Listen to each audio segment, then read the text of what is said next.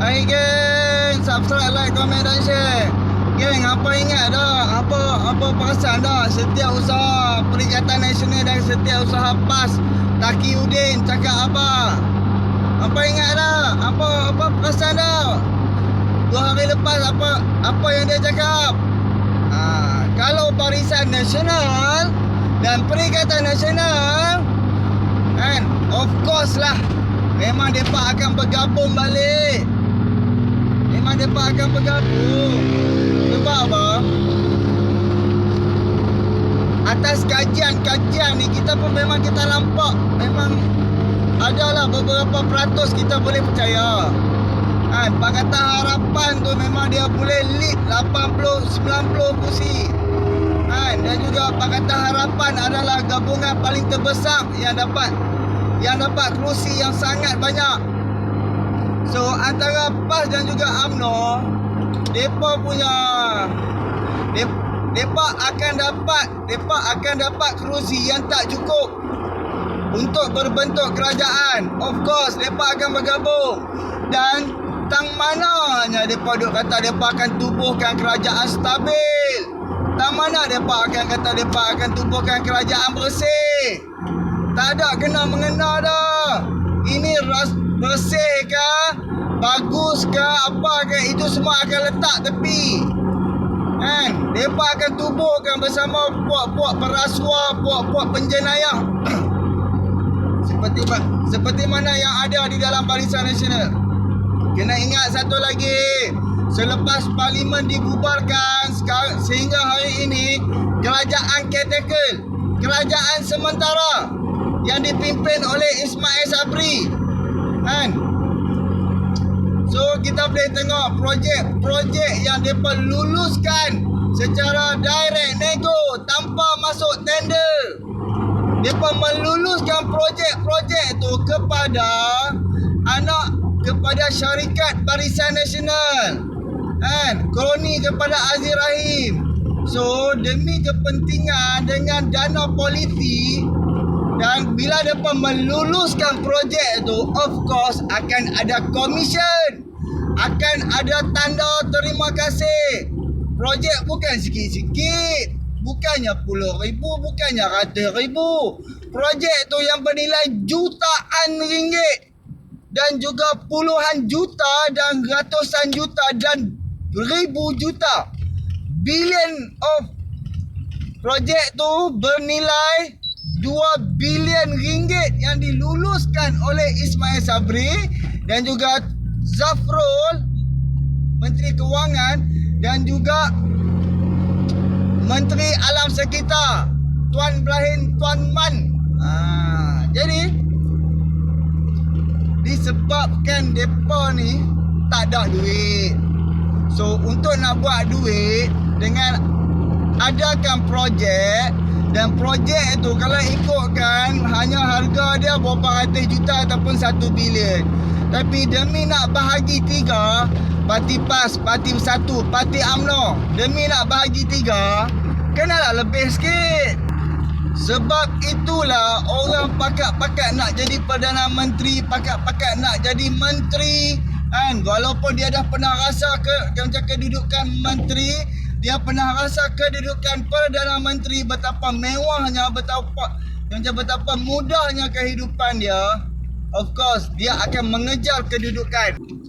Kita pun tahu, kita pun nampak 17 bulan dan total semua 31 bulan gagal. Untuk gagal menyelesaikan masalah COVID. Walaupun waktu tu COVID dah turun. Nombor COVID dah turun. Tiba-tiba depa atas kegilaan kuasa depa buat pilihan raya. Dan bila kes naik, kes teruk, rakyat yang kena hadap segala ni. Rakyat kena hadap segala kerakusan, kerugian. Rakyat kena hadap dengan lockdown. Rakyat kena hadap dengan PKP. Kan, rakyat kena hadap, sedangkan yang punca tercetusnya pilihan raya Sabah tu bermula daripada puak-puak Barisan Nasional dan puak-puak Perikatan Nasional. Itu adalah fakta. Akibat waktu tu baru jadi langkah Sheraton, sebab dia nak membeli ahli-ahli parlimen. So dia umpan supaya melompat, supaya tinggalkan parti parti lama, lompat masuk ke untuk sokong Perdana Menteri ketika itu Muhyiddin Yassin. Last bila lompat, majoriti tak cukup, kerajaan jatuh, wajib adakan pilihan raya dalam masa 60 hari. Waktu tu kes COVID dah turun. Tapi apabila perlukan buat pilihan raya tanpa ada SOP yang ketat, mereka hanya memikirkan duk nak adakan kuasa. Lalas atas pilihan raya tu rakyat kena hadap. Rakyat pergi mengundi, rakyat balik dan rakyat sabar. Orang-orang UMNO, orang-orang bersatu daripada Pakatan Harapan ke apa yang macam terpaksa pergi berkempen dekat Sabah, dan bila dah habis pilihan raya, mereka akan balik ke tempat masing-masing. Dan apabila mereka balik, mereka buat balik sekali COVID. Last dalam masa seminggu kes COVID naik mengejut, dan terus buat balik PKP dan buat darurat. Darurat tu bukan sebab apa, disebabkan pakat-pakat dia nak umpan, dia nak tarik sokongan. Bila pakat-pakat dia nak tarik sokongan terhadap Muhyiddin Yassin, Muhyiddin Yassin agak tergugat kan. Sebab itulah dengan angka COVID yang tinggi, Muhyiddin Yassin pergi jumpa Yang di-Pertuan Agong dan meminta macam darurat.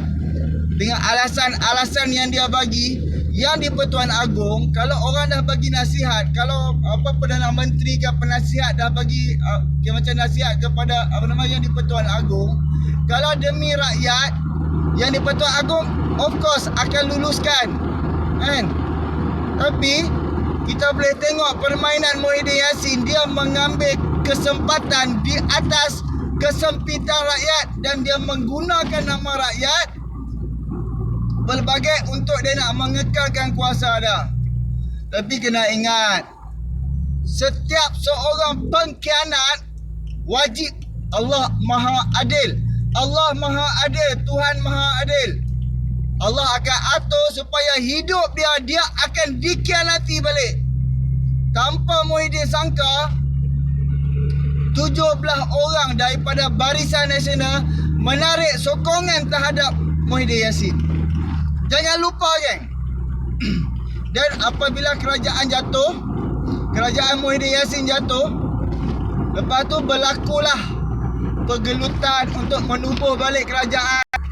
Berlakulah lantikan semula apa semua.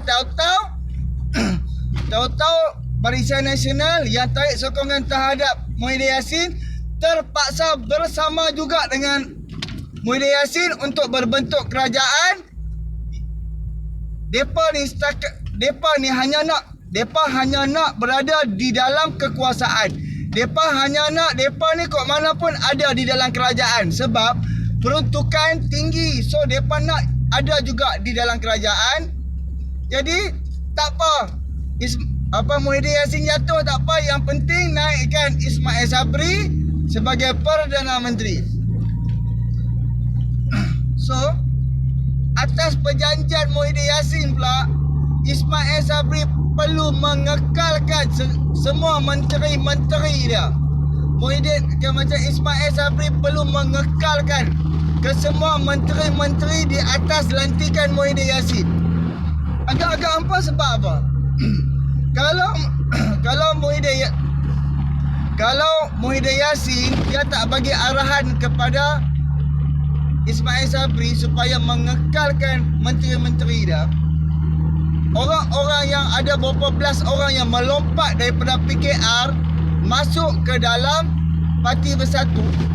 Kalau waktu Ismail Sabri memerintah sebagai Perdana Menteri sehingga sekarang, kalau menteri-menteri itu tak dikekalkan, yang macam tak dibagikan habuan, of course di dalam Parti Bersatu akan ada pergolakan, akan berlaku pergaduhan ke apa semua.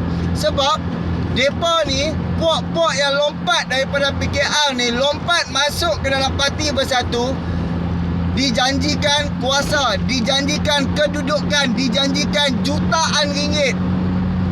Dan apabila contoh kalau Ismail Sabri tak kekalkan muka-muka yang lompat ni, of course mereka tak ada kedudukan, peruntukan tak ada, tak jadi menteri, duit hanya dapat sikit. So sebab itulah Ismail Sabri terpaksa kekalkan muka-muka ni. Demi apa? Demi nak agihkan kuasa, nak mengekalkan kuasa, nakkan kuasa, tapi haram apa pun tak boleh. Kegagalan satu persatu yang berlaku di dalam kabinet Muhyiddin Yassin dan juga Ismail Sabri.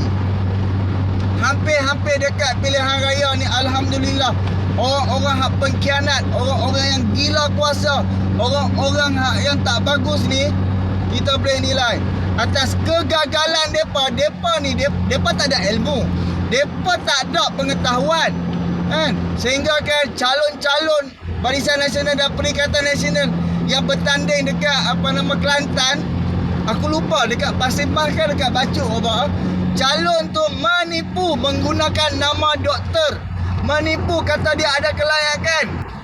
Calon-calon tu menipu, kata dia ada ijazah lah, dia ada master lah, apa semua. Bila rakyat tengok banner dia, dia ada kelayakan ni. Bila rakyat cek balik setiap nama-nama yang dia kata dia ada kelayakan, dia ada kelulusan PhD, master apa semua. Sekarang ni boleh cek. Bila rakyat yang di bawah ni cek atas kelulusan dia tu benar ataupun tidak, kantoi memang dia menipu. Memang calon daripada Barisan Nasional dan Perikatan Nasional tu menipu. Dia letak nama dia ada doktor, dia ambil gambar, kata dia tu pakai, dia pakai untuk tes jantung, dia ambil gambar, dia post. Kononnya dia macam dia ada dia punya klinik. Dia kata dia ni doktor. Bila siasat balik, siasat dengan universiti yang mengeluarkan kelulusan tu, kantoi rupanya dia tu bukan doktor.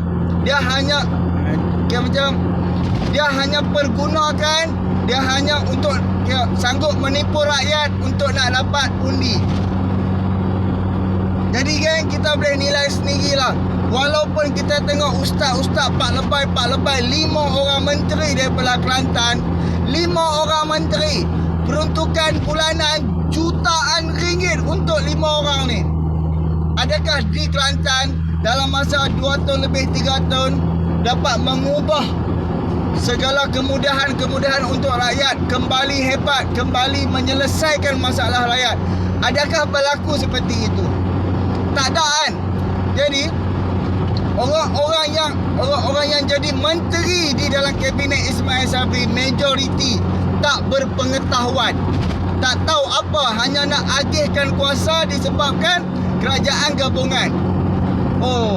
Yang jadi disebabkan kawan ni presiden parti, kawan ni timbalan presiden parti, ketua bahagian naik presiden, disebabkan dia ni ada jawatan di dalam parti-parti yang bergabung.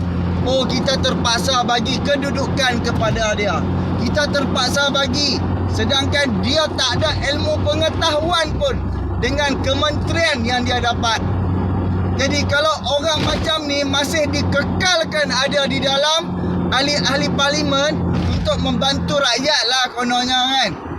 Jika rakyat masih memilih manusia-manusia macam ni, tak lama geng, Malaysia kalau dipimpin oleh orang-orang yang tak tahu apa, yang tak berilmu untuk memimpin negara dan memimpin rakyat, kita akan jatuh geng. Ekonomi kita, Malaysia akan ketinggalan seperti mana dalam masa 22 bulan dan juga dalam masa Perikatan dan Barisan Nasional memerintah Malaysia, disebabkan orang-orang yang bukan orang-orang yang layak memimpin Malaysia.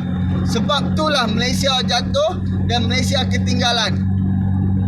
Hampa boleh nilai, hampa boleh kaji, hampa boleh faham-faham, ambil lah Kan, sebelum kita nak keluarkan satu-satu kenyataan, satu video, baca dulu siapa dia. Dia ni sebenarnya. Okey, hang baca dulu baru hang faham. Okey, dia ni langsung tak tahu apa.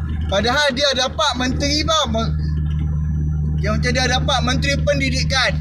Sedangkan dia ni dulu belajar bahagian enjin. Tahu-tahu dia dapat bahagian pendidikan. Dulu dia belajar bahagian yang macam hotel, bahagian masak ke apa ke. Tahu-tahu dia dapat Kementerian Pendidikan. Sepatutnya Kementerian Pendidikan perlu bagi dekat profesor ke, perlu bagi dekat doktor yang macam yang sah, ada kelayakan melalui pengajaran, pembelajaran, mengajar ataupun seorang cikgu. Dulu dia ni seorang cikgu. Kalau macam bahagian kalau macam bahagian ketenteraan, Kementerian Pertahanan, perlu bagi dekat veteran askar. Kan? Perlu bagi orang yang memikirkan ketenteraan Malaysia. Tapi kalau orang yang kita bagi tu, orang tu dia tak ada pengetahuan apa pun. Jadi untuk dia nak membina Malaysia, untuk dia nak membina negara, memang hancur. Memang mustahil. Kan? Macam Hishamuddin. Kita tahu dulu dia bekas menteri. Memanglah dia akan tahu. Oh, ketenteraan ni apa yang perlu. Tapi di dalam jiwa dia, daripada dia muda, daripada dia habis sekolah, dia tak pernah tahu ketenteraan. Dia umur 40, dia umur 50 baru dia dapat. Baru dia dapat kedudukan Menteri Pertahanan. Jiwa dia tu tak ada. Kita nak angkat seseorang bagi jadi menteri ke, timbalan menteri ke, ataupun jawatan-jawatan di dalam satu-satu kementerian tu, kita perlu ambil orang yang ada jiwa dia. Dia ada jiwa soal ketenteraan ataupun veteran askar kan. Dia daripada muda lagi, jiwa dia dengan sayang Malaysia, dengan keamanan Malaysia, sanggup berjuang demi Malaysia. Kan? Tapi kalau kita pergi angkat orang yang tak ada jiwa tentang negara, hanya depan kamera, depan mic aja baru dia tunjuk kata dia ada jiwa. Sedangkan balik rumah dia tak pick up ketenteraan, tentera, pasukan tentera pun kita boleh tahu kehidupan susah. Hidup depa susah. Aku tahu lah. Dalam adik-beradik aku pun aku tahu. Yang mana depa duk kerja tentera, kita tahu. Jadi kalau macam kita pick up ekonomi, macam pasukan tentera, kita tak dapat selesaikan apabila berperang. Hidup depa tak feel depa nak pergi berperang. Sebab apa? Bila balik rumah dia ada masalah ekonomi, dia ada masalah kesempitan ekonomi. Kan? Bila dia pergi bekerja, bila dia pergi bila dia bertugas, feeling dia tu tak ada. Sebab apa? Duit tak cukup, ekonomi tak kukuh. So sekarang ni kita perlu bina balik Malaysia, bangkit balik Malaysia untuk menyelesaikan masalah ekonomi. Dan kena ingat, bila ekonomi kita cantik, kita nak amal ibadat pun seronok. Kita nak belajar apa-apa pun seronok. Kita tak stres. Kan? Jadi macam ni lah. Kalau macam hang tak ada duit, lepas tu hang pergi semayang, kepala otak hang ni of course lah hang duk serabut, duit tak cukup. Ya, macam kepala otak hang ni mesti lah, lepas mayang sah hang duk fikir, aku nak pergi buat kerja apa ni, aku nak pergi mana ni, aku nak pinjam dekat siapa ni. Mesti kepala otak hang ni memang serabut, bermasalah. Bandingkan dengan hang ada duit, hang beribadat pun hang boleh khusyuk, hang boleh feeling, hang semayang pun seronok, macam hang buat apa pun seronok. Sebab apa? Hang dah selesai masalah ekonomi. So dalam ekonomi ni sangat-sangat penting. Jadi geng, Latif cakap subscribe, like, komen dan share. Hantar kat mak ampak antok hang. Tolonglah kali ni kita bagi peluang kepada Anwar Ibrahim supaya memimpin Malaysia dan reform sistem, bangkitkan ekonomi kita, ubah negara ni menjadi lebih baik. Sebab kita dah ketinggalan 20 tahun. Kena ingat tu, geng. Okey, geng? Subscribe, like, komen dan share. Hantar kat mak ampak antuang.